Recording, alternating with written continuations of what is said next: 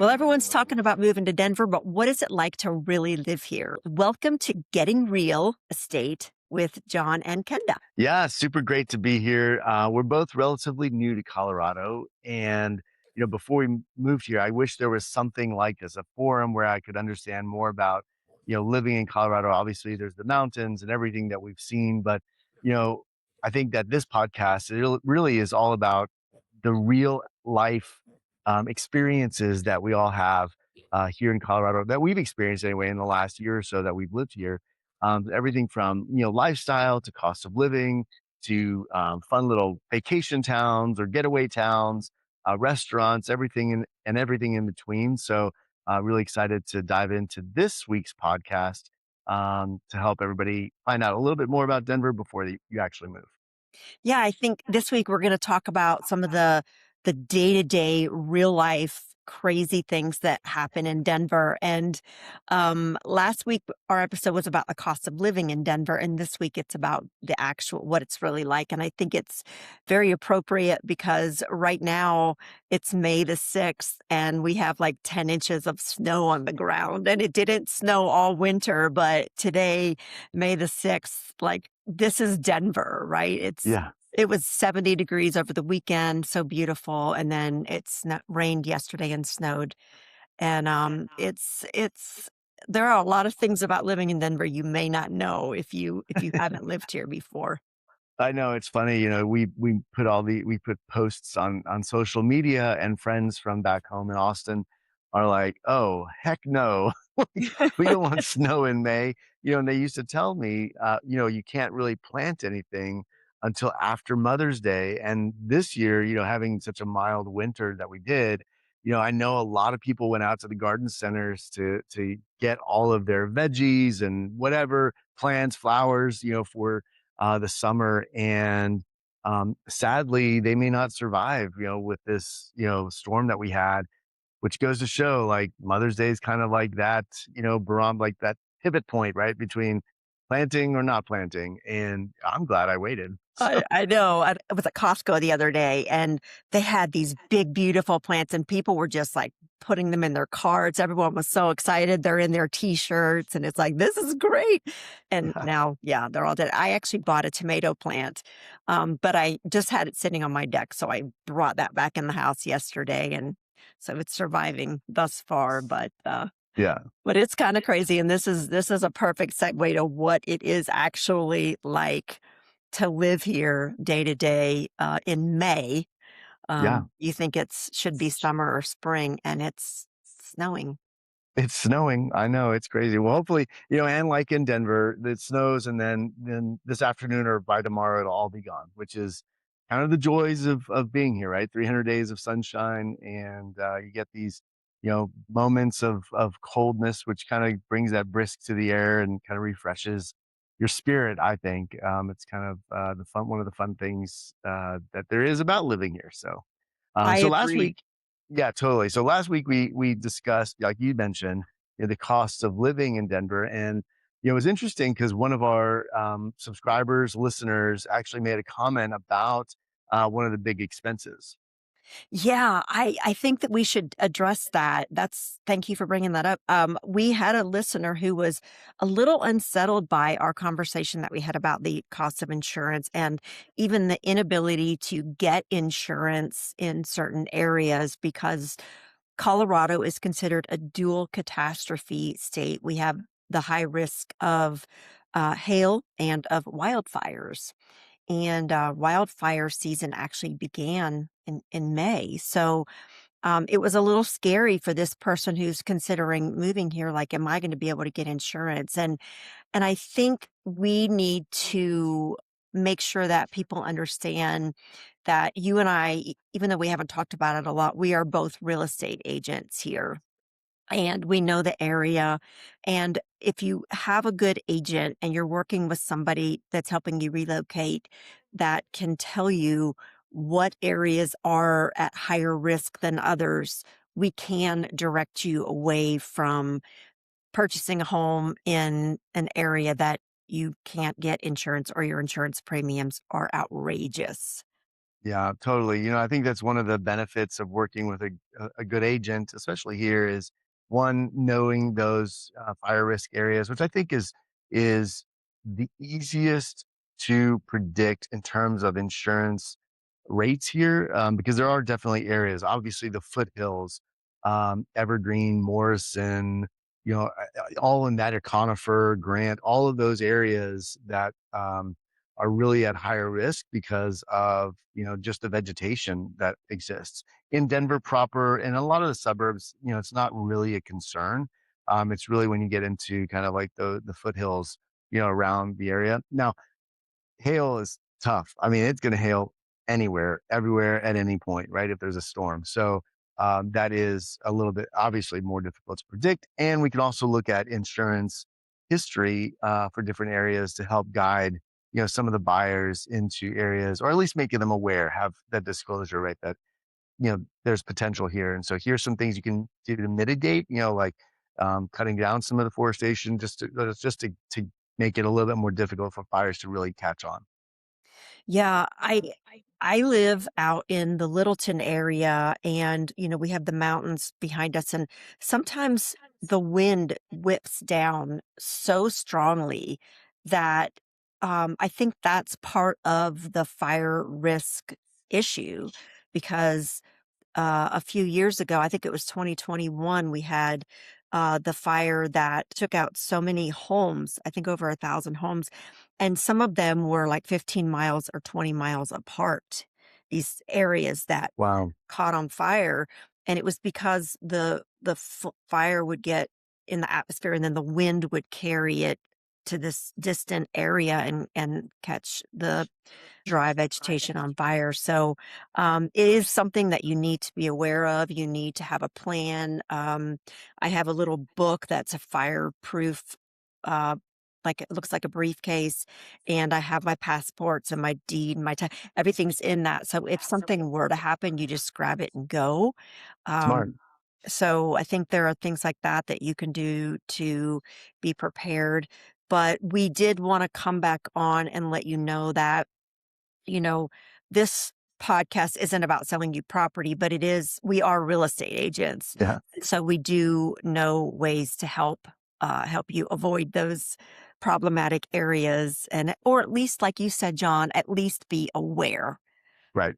of what your risk is. Right, because sometimes those views are just incredible when you get, especially in the foothills, right? I mean, we have my sister-in-law, they have a place up in Morrison, and it's just like you're in a treehouse. It's so beautiful, and quiet, and full of wildlife, and you really can't. It's just a different experience, and really just 30 minutes from downtown Denver, which is really impressive. I mean, you can get kind of that city life, go to the theater, whatever, and then go back home, and you're kind of in your secluded, like, mountain retreat, which is so nice. I Yeah, know. I that's know. heavenly. Yeah. I just came from Cabo. I was there for 7 years, and, pretty much every day in Cabo, it's exactly the same. You put on your tank top and your shorts and your flip-flops and you go because it's bright blue, it's sunny, it's this, kinda the same temperature. It's like every day is Groundhog Day with relation to the climate, and, I'm gonna sound a little snobby here, but it was kind of boring. Like, I needed some variety. I wanted to wake up and looking like, should I put on a sweater? Should I put on I needed some variety, and that's one of the things about the weather and the climate here in Colorado is, boy, you better check with Alexa to see what the weather is before Yes. you head out for the day because it's Yeah. gonna be the same as it was yesterday. Yeah, that's funny you mentioned Alexa. That's one of they have a morning routine, I guess you can say, good morning or whatever, and then it tells you what the weather one of them is what the weather's gonna be today, in Denver. And that is something that I use all the time because you just don't know what to expect. Obviously the weather the weather newscast the day before can tell you, but still it's not 100% accurate, which is not anywhere, but the weather here changes pretty quickly. very quickly, very quickly. From throughout the day, you can wake up at I think layers. That's what everybody told me when I moved here. Layers, layers, layers, layers, layers. So you have all these different layers. So as the day progresses and the temperature changes, you just start shedding layers. Yeah, And somebody yeah. also told me to carry in my car a coat. Even if it's, 70 degrees, have a coat in the back of your car, and I got one of those little puffy jackets that's in a Oh, bag, sure. and I just have that in the back of my car just in case I'm out somewhere and the temperature drops 35 degrees, And it will, and it will. yeah, and that's what I love about, Colorado is in the evenings, when the sun goes behind the mountains, especially for the Front Range, the temperature does drop, and it's so nice and so pleasant in the summer, having coming from Austin, where in the evening, it can still be, 85 degrees and so humid. And also, not to mention bugs. Denver doesn't really have a lot of mosquitoes, or if any. The bugs are way less than what I found in Austin. And having been home, recently, it's so pleasant outside, and you sit outside, all of a sudden these mosquitoes are buzzing around your head. You're like, You "Get got out to of go my back ear." inside. But yeah, the layers that's a great point for sure.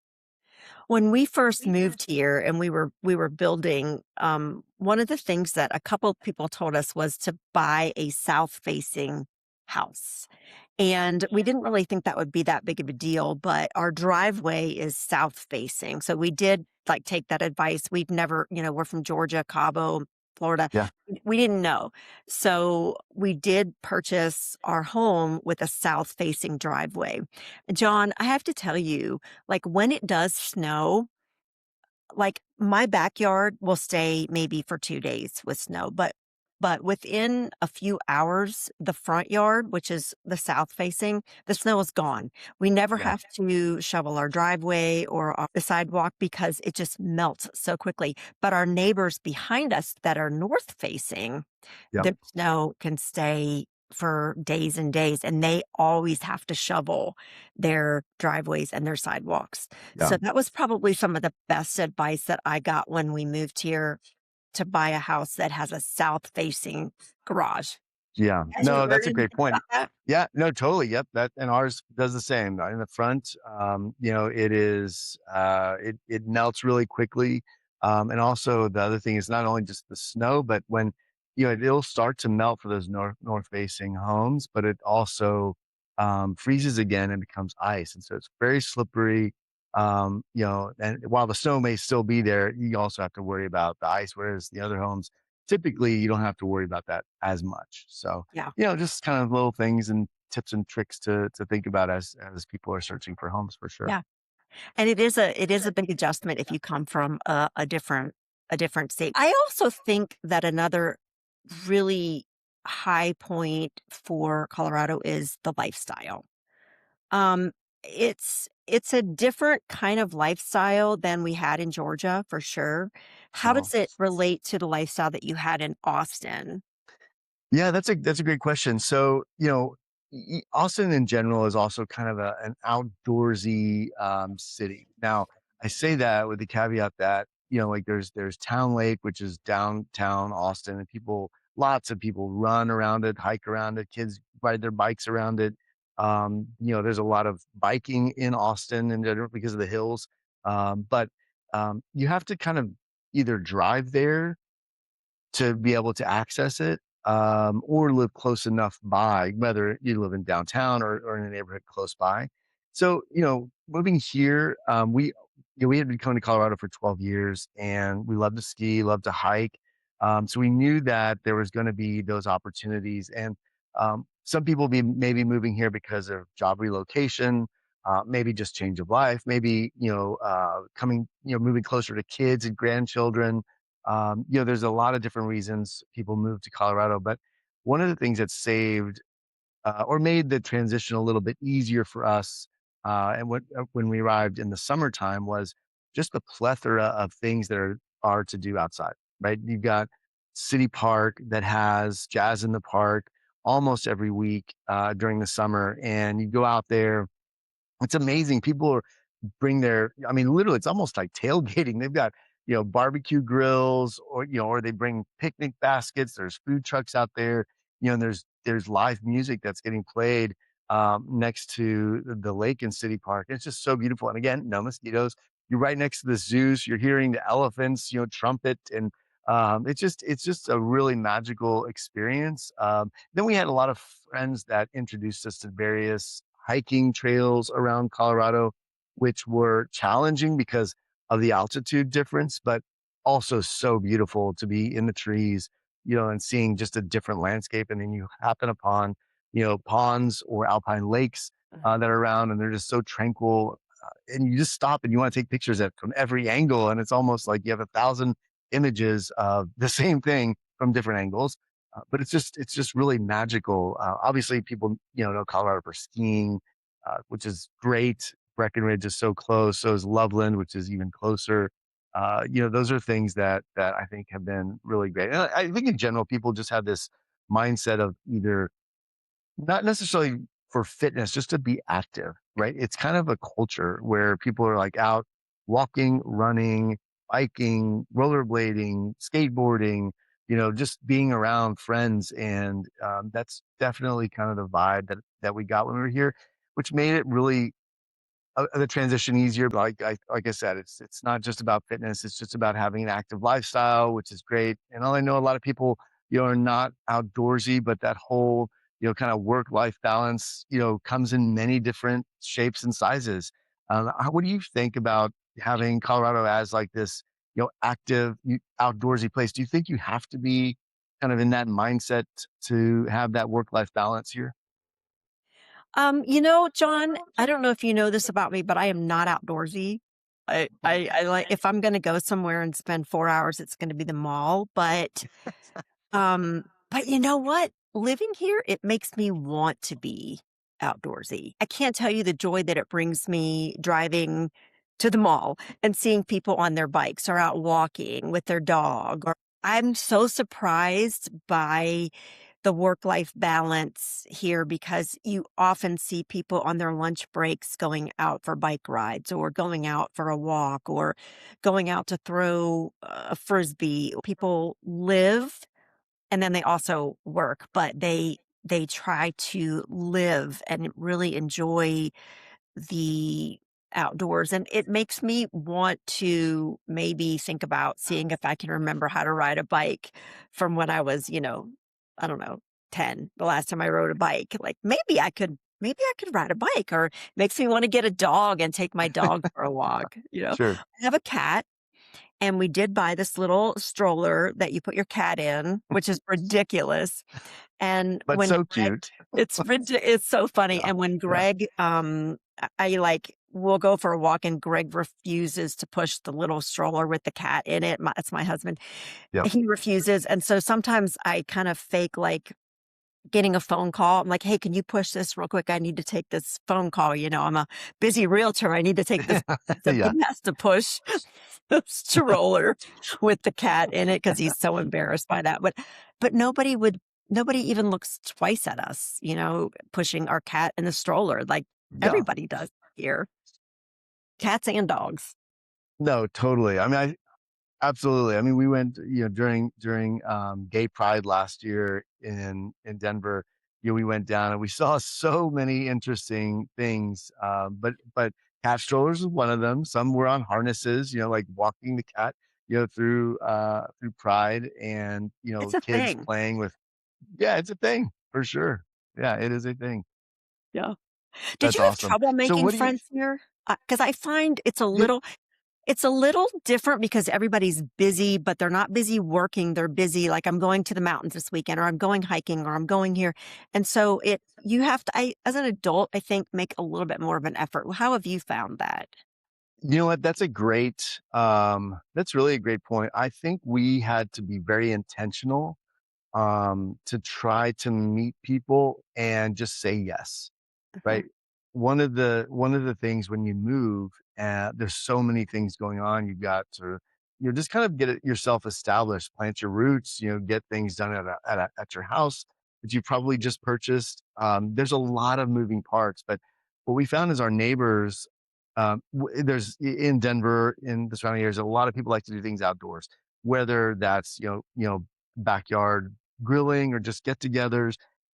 And we had invitations from neighbors to come over and meet others, and we just said yes. And every time that we got an invitation, we didn't say, "Oh, we've got to go, to Costco," or we have something to do for whatever, right? We just said yes and went and met some really fun people that live around us. And I think that when you are in a community or in a neighborhood, having that social kind of connection really helps meet other people, right? They'll bring their friends over, and that's helped kind of us with meeting new folks. But we were really intentional about it. As a matter of fact, we went buying furniture for a house, and the guy that helped us was just super friendly. And we found out that he was from San Antonio originally, which is close to Austin.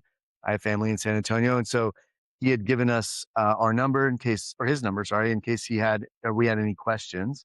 And I just reached out to him. I said, "Hey, we're new to town. Maybe this is weird, but like, would you like to go have dinner or something sometime? Because we're trying to meet new folks, and we've met 5 or 6 friends from that one connection." But again, it was just intentional reaching out to this guy from a furniture store at our house. Actually, I'll give him a shout out. Great, Justin at our house in Cherry Creek is a great friend of ours now. But and great furniture. So, that's just kind of how it is. But I think you're right. One of the things we did notice is a lot of the friends we met, when we tried to do stuff with them later, they were going to the mountains or they had things to do because there's all this planning. People love to go to the mountains during the summer on the weekends because it's so beautiful and getting away from kind of the heat of Denver, which, can get hot, 90 degrees, 100 degrees sometimes. And the sun's pretty intense. So it's kind of like the quick getaway to, 70-degree weather, which who doesn't want that? So going to the mountains in the summer, what is that like? I know Greg has heard rumors that people take their bikes up there to Vail and whatever, and they ride their bikes down the ski slopes, which there's no snow, it's just a slope. What do Right. you know about the summer in the ski towns?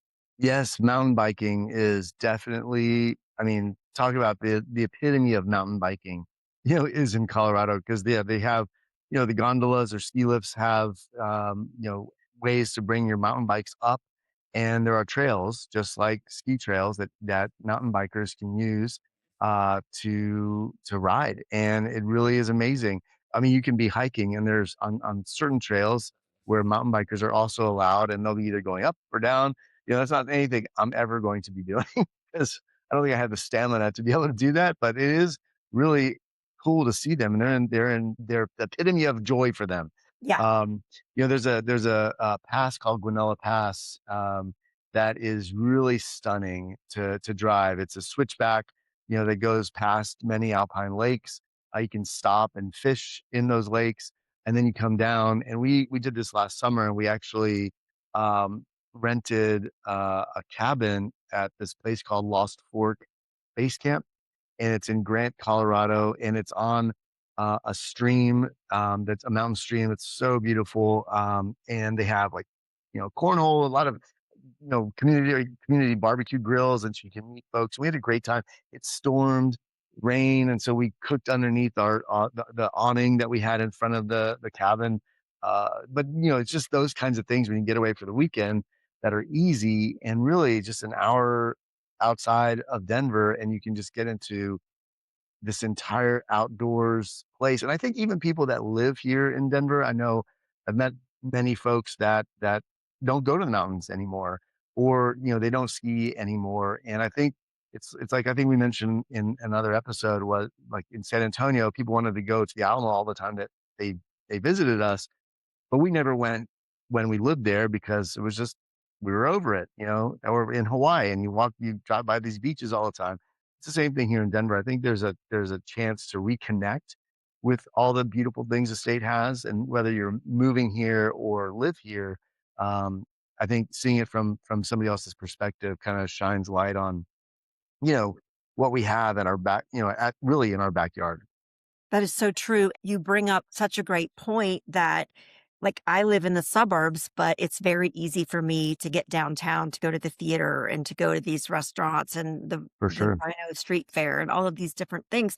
And then also, if you live in the city, it's very easy for you to take a trip up to the mountains or and it's a completely different feel. Like your I Yeah. think you said your sister-in-law or your sister, their house is, 40 minutes outside of Denver, but it's a completely different feel, and I think that's one of the best parts of Denver because you can experience so many different type of microcultures in all of these different areas. You're a city guy. What do you find about city living in Denver?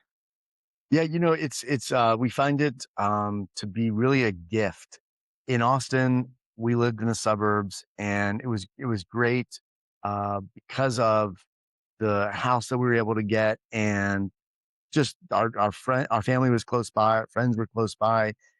You but and Austin was growing. And so when we actually bought the house, there wasn't as much downtown as there was, say 5 years after we bought our house. And so I think now it's just the access, right? I feel like we live in, a bubble within a bubble. And so we can walk to, bakeries and bars and restaurants. We can walk to the movie theater, different, entertainment places that we can go to. And we just didn't have that, and also we had to drive, kind of everywhere. And so I think that's kind of a gift. And we also have a lot of friends that live, within 10 blocks of where we are. And that also is nice, whether it's a walk or a quick drive to get somewhere. Now, it's not LA, it's not Dallas, it's not, New York and Denver. But it does have a really great theater scene, beautiful theater, Buell Theater downtown. The Museum of Art is spectacular. There's a lot of really great things that we can go to pretty quickly. While those are a little bit further, we could technically still walk there. We tend to drive, but it's still close to the house, and I think that is great. And then on top of everything else, it's just access to the parks. We walk our dog around City Park all the time, and that's also very close to Park Hill. But do you walk your cat? Do you make I mean, I've do not you seen really that walk your yet. cat? Yeah, I'm gonna get yeah. a stroller I'm so you waiting for have you to show up with your cat stroller. Yeah, so I haven't seen that yet, but who knows? I mean, I'm sure it's out there. But it's great because like when we walk, it's like, oh, there's an elephant at the zoo. You're yeah. walking by and you see kind of that stuff, and that's I don't know. That's I think just super fun. What about out in Sterling? What do you kind of see as a lifestyle? You know, I think that it's completely different because you really can't walk anywhere. You can walk in your little neighborhood, but to go to the groceries, to go to a restaurant, we do have to drive a little bit more. But it's not ever far. We have so many stores within, 3 miles of us. It's definitely country living, like, I can look out my window and I can see horses on the plain walking and look at the mountains, and it's more open, but it does take a little bit more planning to get to the city or to get to a grocery store.